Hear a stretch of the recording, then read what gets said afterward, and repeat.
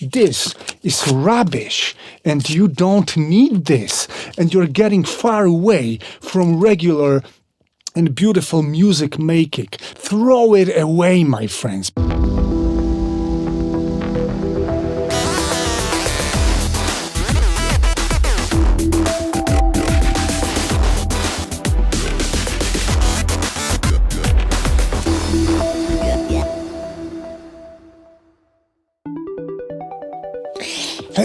Hello, my very dear audio friends. It's me, Paul. This is my studio, Warsaw, Poland. A new shot to start the video. Welcome back. Good to see you again.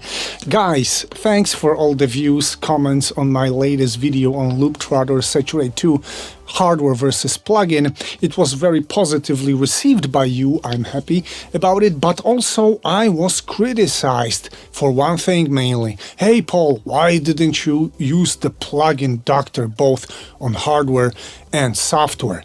And yeah, I had a whole discussion and I was criticized that my point of view was too subjective, too poetic or artistic or even spiritual, instead of giving objective measured data. And I have to tell you guys that I'm not using often plugin doctor in my reviews for a purpose, because I think that it does more harm than good. Yes, I do actually believe, moreover, that plugin doctor is a bad thing. It's like a disease spreading among YouTube people and studio and music makers community. Why? Because it gets you far away from real music making and critical listening. It just makes you stare at some graphs, listening to nothing, and actually this tells you nothing, guys. It's useless and potentially it's harmful. You're not a software designer. You're not a hardware designer. You're a studio person and you're about to make some music. Plugin doctor doesn't help you in any of that. And you know what? Today I'm gonna show it to you what I mean exactly and why I don't use plugin doctor. And I'm gonna do it exactly on my Looptrotter Sa2rate 2 hardware versus plugin. Okay. Let's run it through plugin doctor and let's see where it takes us, because it's gonna take us nowhere. And this is my bet. And I actually get a sheet of paper to make more bets with you. These are 5 assumptions that I'm gonna make before running anything. And I can bet all my money that this is exactly where plugin doctor thingz is gonna take us. So that you really know that you don't need it to draw some conclusions simply from listening. My first assumption before running any tests is that the unit, the hardware one and the plugin, they of course gonna sound a bit different, though they're gonna be similar in character, of course, because I already heard that. My second assumption is that there are gonna be more differences on extreme settings, because this is what usually happens between hardware and software on extreme settings. It's a known issue. Assumption number 3, you can dial in the same sound on hardware and plugin, almost the same, let's say, but it's gonna need different dial-ins, a bit different settings gonna be needed to achieve that, my friends. My fourth assumption is that hardware is going to behave somehow less stable. It's gonna be fluctuating a bit in time, of course. It's gonna be maybe a little bit less predictable, and on some settings it's gonna be better responding in bass. Is gonna have more bass response, because already this is what I've heard. And my fifth last assumption is that plugins, of course, going to behave static. It's also gonna have some traces, very minor traces of aliasing, though they are not gonna be audible at all. And also it's gonna have a bit more of the top end, because this is what I also already heard. And guys, let's go and let's see where it's gonna take us.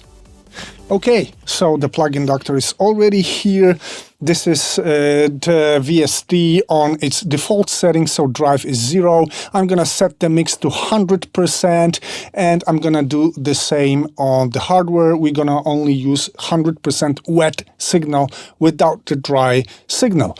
This is how it looks with drive set to 0. Let's set the drive to 50%. Yes, this is the starting point, let's say, harmonic analysis right now. Let's see the plugin. This is the plugin, my friends. Okay, so the second and third harmonic, also some traces of analyzing, I believe, that we were talking about. This is all here visible, but it's below 100 decibels, so it's virtually inaudible. Let's engage the hardware now. Okay. Yep, so I will have to adjust the input level for the hardware to match a bit more, let's say. Okay, so let's mute. This is hardware. We can see that it's fluctuating in time. I told you, this is obvious. You can see some jumps and some fluctuations. And this is the plugin. This is the hardware.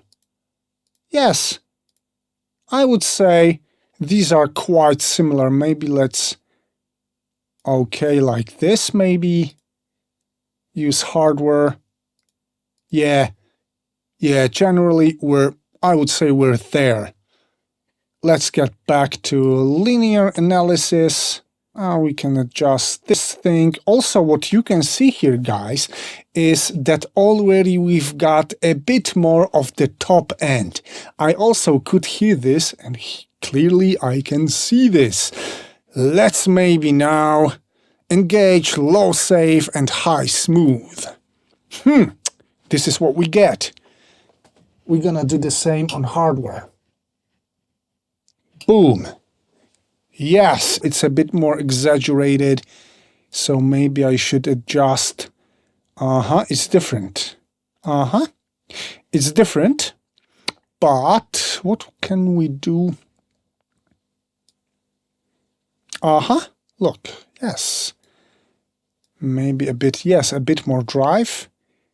Yes, we're very similar, but again, we're not actually strictly the same.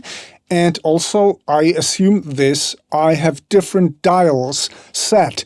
The drive here is 50%, 50%. There's magic engaged here. This magic thing is a weird thing a bit. It gets the plugin a bit quite far away from the hardware somehow. Now we're gonna get back to harmonic analysis. Yes, it's very similar. It's not strictly the same, but we can see that it is very similar. Now, let's get the drive to 100. What the hell is this? Yes, so now the drive is set to 100% on both. Magic is off. And guys, you can clearly see that there is more bass response on the plugin version. This is also what I already heard. Harmonic analysis, the harmonic content is still very, very similar. Maybe there's a bit more saturation on the hardware, on the software. Anyway, guys, now we're gonna engage the magic. We're gonna do the input like this. Yeah, it's a bit different.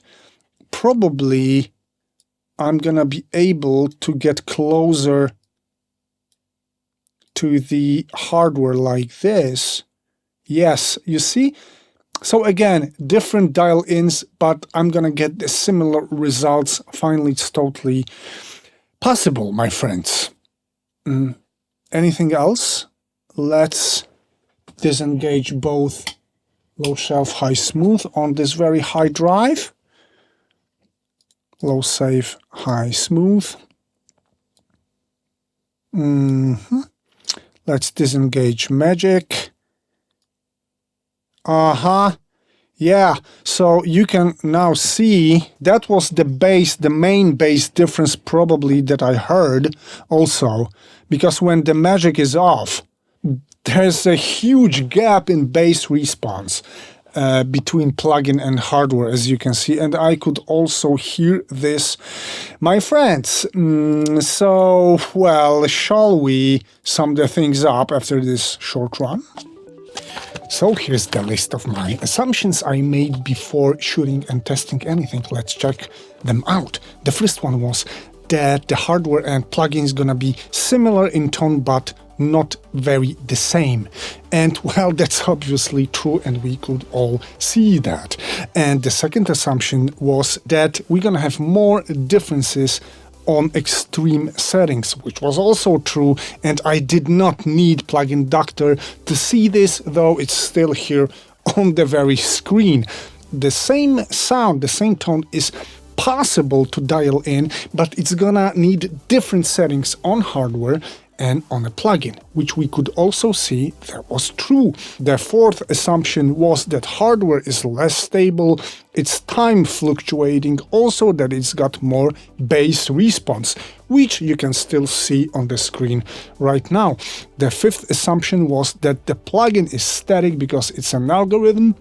We're gonna have some traces of aliasing, which were also there, and also we're gonna have some more response in the top end on some settings, which was also true, as you could see, guys. So, guys, I did not have to run Plugin Doctor to know it all. I could already guess it from my general knowledge, general experience, and from my critical listening. So please ask yourself, where does Plugin Doctor take you as a music maker?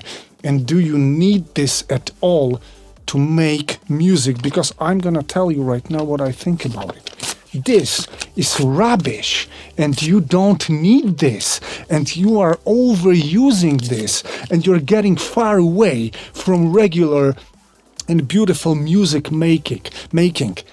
Throw it away, my friends, because you know what? There are three maybe reasons where you could or should use Plugin Doctor I can think of. The first one is that you're a plugin maker and you're basing your design or hardware and you are trying to check the status of your design. You're comparing your plugin to the original hardware, and well, Plugin Doctor is great for that, that's for sure.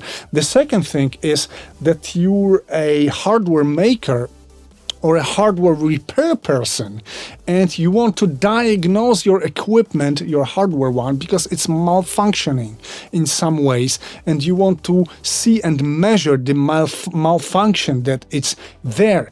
Okay, this is legit. The third reason is that your name is Paul III, and well, Plugin Doctor is your thing, and YouTube needs at least one person just running Plugin Doctor for whatever reason. Guys, and the rest is simply bullshit. You don't need this, it's obsolete. It takes you far away from music making and critical listening. Guys, it's better to listen and make your judgment instead of running this. What's even this? Why do I need this? And you know what? The words I'm using when describing what I hear, it's actually good to learn to name things and describe them while you listen to them, because this is the way you improve your skills. Naming things is a huge advantage and a huge tool of improving your knowledge and skills. Also, it's important for communication reasons, because I need to describe things to my coworkers and my clients need to describe their needs to me. So I or my client's gonna say one day, I need this thing to be brighter, or I need some more movement in the lower mids, or I need richer, more dynamic bass response, or whatever, guys. And is it poetry? Is it spiritual activity? No, it's just describing communicating things in an aesthetic and artistic way. This is true, but we are creative people. We work with music, not bridges building, I believe. Not offending bridges building people, of course. So people, this is my approach towards this Plugin Doctor thing. And yes, this is what I'm gonna claim, and this is what I'm gonna state. It's overused, it takes you nowhere. Start listening and start describing what you hear for yourself, for your coworkers, for your clients. That's it for today. Hope you liked it anyway, and hope to see you next time with some more regular content. And no, I'm not gonna tweak this thing more. I'm just gonna turn it off. Take care. See you soon.